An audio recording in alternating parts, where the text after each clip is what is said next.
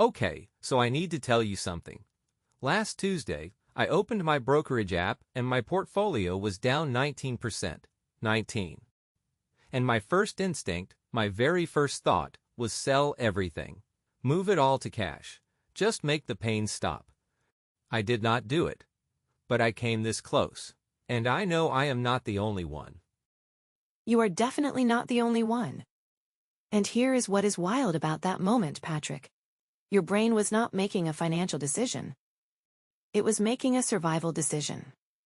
Your amygdala, the part of your brain that detects threats, literally cannot tell the difference between a bear chasing you and a bear market. To your nervous system, those red numbers on your screen are a physical threat. And here is the cost of listening to that voice.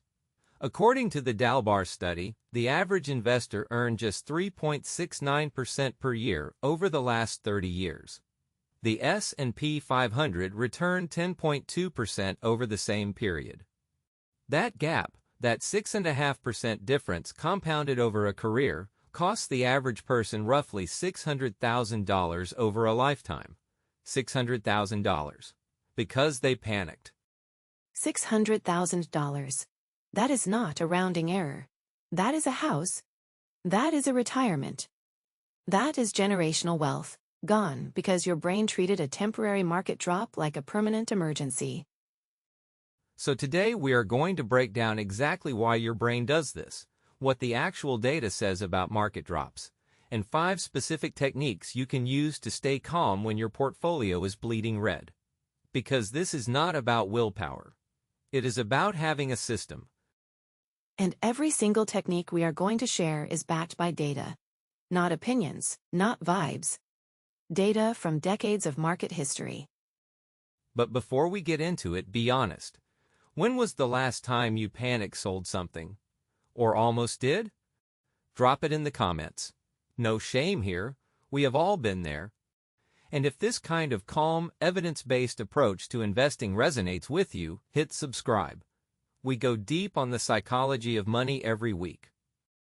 All right, let us start with the biology. Because once you understand what is happening in your brain during a market drop, you can actually do something about it. Okay, so walk me through this. I open my app, I see red everywhere, and my chest gets tight. What is actually happening in my body? What is happening is called an amygdala hijack. Your amygdala is this almond-shaped structure deep in your brain, and its job is to detect threats and trigger your fight or flight response. When you see your portfolio down 20%, your amygdala fires before your rational brain even has a chance to process the information. It floods your body with cortisol and adrenaline. Your heart rate spikes, your palms sweat. Blood flow shifts away from your prefrontal cortex, which is where rational thinking happens, and toward your muscles. Your brain is literally preparing you to run from a predator. So my rational brain, the part that knows markets recover, is actually getting less blood flow in that moment. Exactly. And it gets worse. Daniel Kahneman, the Nobel Prize-winning psychologist, discovered something called loss aversion. His research showed that losses hurt about 2 times more than equivalent gains feel good. So if you gain $1,000, you feel a certain amount of pleasure. But if you lose $1,000, the pain you feel is roughly twice as intense as that pleasure. Your brain is wired to overweight losses. It is not a character flaw. It is evolution. For our ancestors, losing resources could mean death. Gaining extra resources was nice, but not critical. So our brains evolved to scream much louder about losses than gains. That is wild. So when my portfolio drops 20%, my brain is not just registering a 20% loss. It is feeling it like a 40% event. That is a great way to think about it. The emotional weight of a loss is roughly double its actual size. And here is the cruel part. This happens at exactly the wrong time. When markets drop, that is actually when stocks are cheaper. That is when the expected future returns are higher. But your brain is screaming danger at the precise moment when opportunity is greatest. Okay, so my brain is working against me. Got it. But here is what I want to know. When my portfolio drops 20%, how bad is it actually? Like, what does the math say? This is where it gets interesting. And a little counterintuitive. Most people think that if your portfolio drops 20%, you need a 20% gain to get back to even. But that is not how the math works. If you have $100,000 and it drops 20%, you now have $80,000.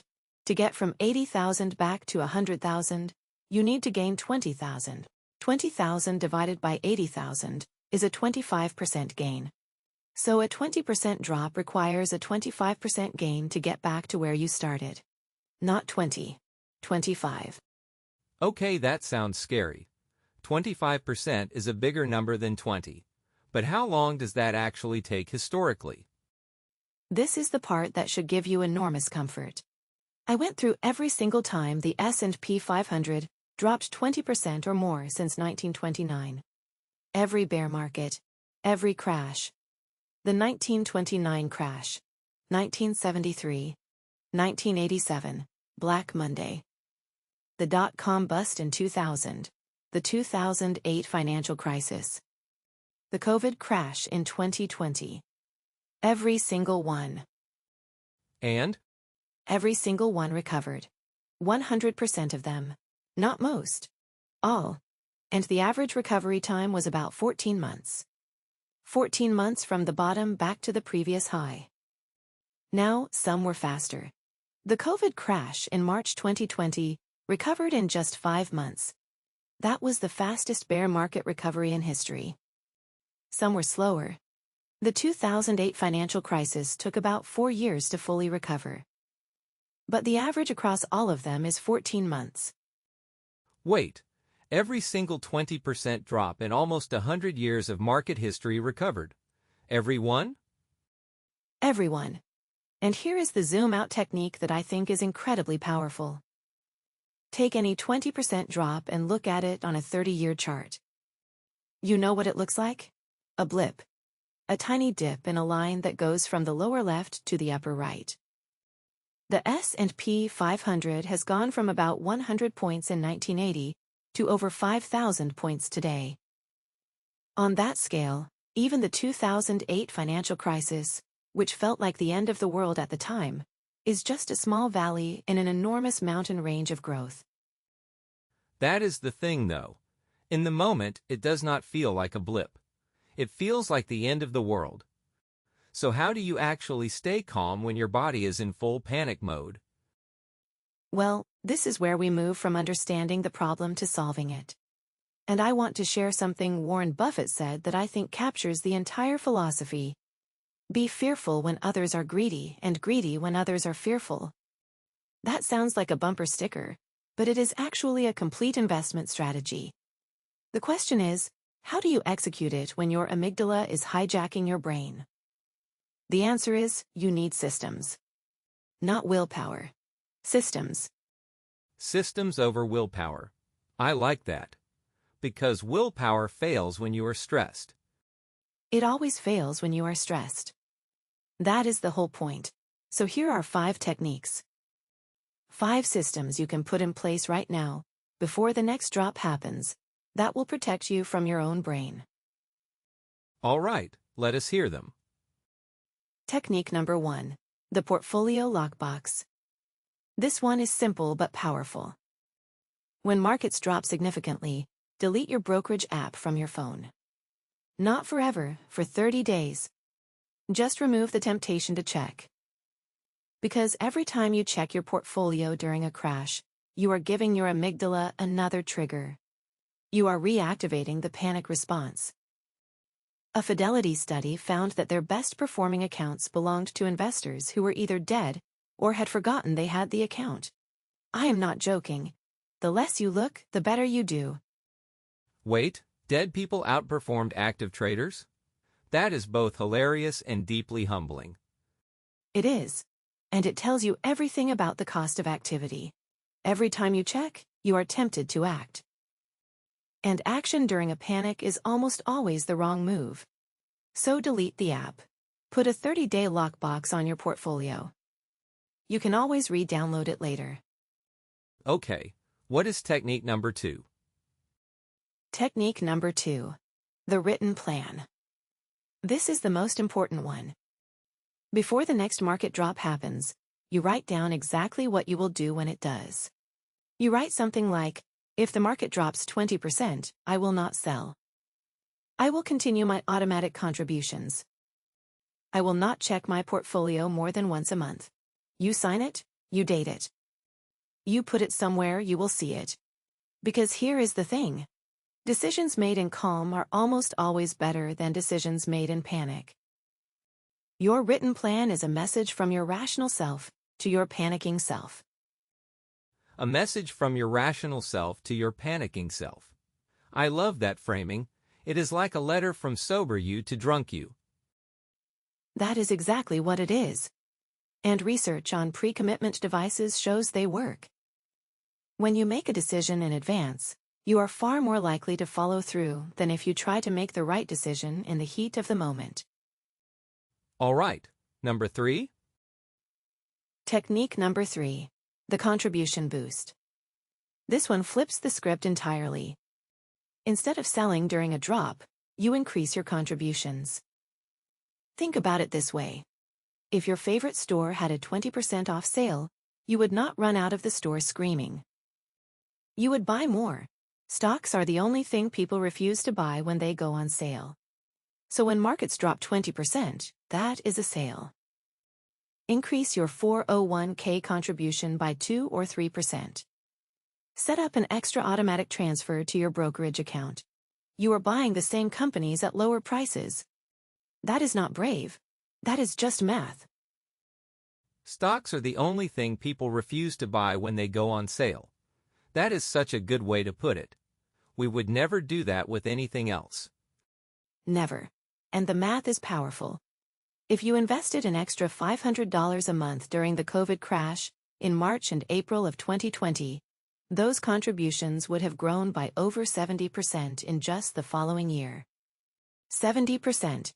Because you bought at the bottom. Okay. And if you are enjoying this, by the way, hit that subscribe button. We break down the psychology of money every single week. All right, Ruth, technique number 4. Technique number 4. The phone a friend. When markets crash, do not go to Twitter. Do not go to Reddit. Do not go to financial news channels.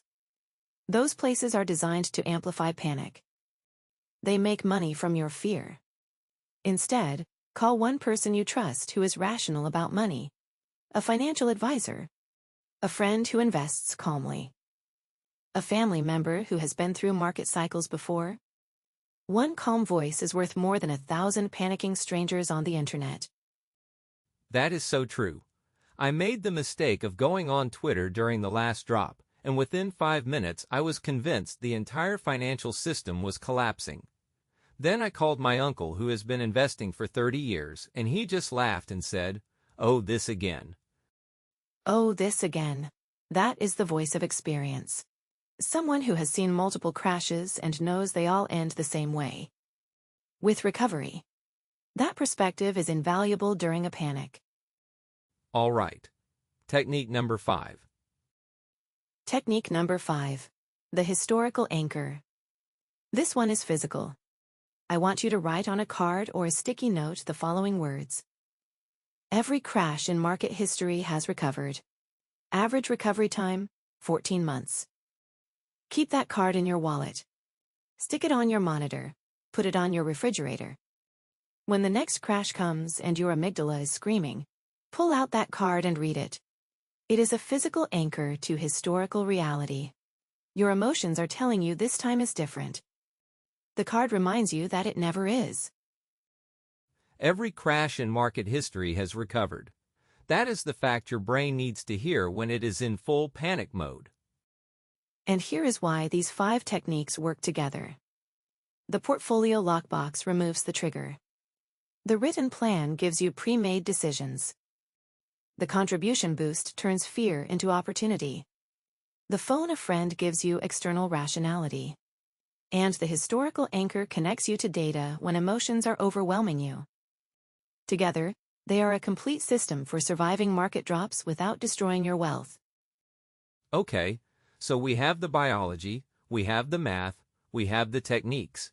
But I want to see the proof. What actually happened to people who panicked versus people who stayed calm during a real crash? Let us look at the most recent example. The COVID crash. In March 2020, the S&P 500 dropped 34% in just 23 trading days. It was the fastest bear market in history. Absolute freefall. And millions of investors sold. They moved to cash. They locked in their losses. They said, "I will get back in when things calm down." And then what happened? The market bottomed on March 23, 2020. And then it recovered. Fast. By August, just 5 months later, the S&P 500 was back to its pre-crash high. By the end of 2020, it was up over 67% from the bottom. Investors who sold during the COVID crash in March 2020 and waited for things to calm down missed one of the greatest recoveries in market history. Many of them never got back in. They sat in cash watching the market climb higher and higher, too afraid to buy back in at higher prices than where they sold. So they sold at the bottom, missed the recovery, and then were too scared to buy back in at higher prices. That is the worst possible outcome. It is. And the data from Fidelity and Vanguard confirms this pattern. Investors who did nothing during the COVID crash, who just held their positions and kept contributing, were fully recovered within 5 months and significantly ahead within a year. The people who tried to be smart, who tried to time the exit and the re-entry, almost universally did worse. Morgan Housel writes in The Psychology of Money that the highest form of wealth is the ability to wake up every morning and say, "I can do whatever I want today." But you cannot build that kind of wealth if you panic sell every time the market drops. Okay, so let me pull this all together. Here are the takeaways from today. Number 1. Your brain treats portfolio losses like physical danger. That is biology, not weakness. The amygdala hijack is real, and losses feel twice as painful as gains feel good. That is right. Number 2. A 20% drop needs a 25% gain to recover, but historically that takes an average of just 14 months. And every single crash in market history has recovered. Every one. 100% recovery rate across almost a century of data. Number 3. You need systems, not willpower. The 5 techniques. The Portfolio Lockbox, delete the app for 30 days. The written plan, pre-commit your decisions in calm. The contribution boost, buy the sale. The phone a friend, talk to someone rational, not the internet. And the historical anchor, keep the data close when emotions run high. And number 4. The data is overwhelming. Investors who hold through crashes outperform investors who sell. Every time. The COVID crash proved it. 2008 proved it. Every bear market in history proved it. The best thing you can do during a market drop is nothing. Or better yet, buy more. The best thing you can do is nothing. That might be the hardest investing advice to follow. But the data does not lie. All right, that is our episode. If this helped you feel even a little calmer about market drops, share it with someone who needs to hear it. And follow Calm Investors wherever you are listening.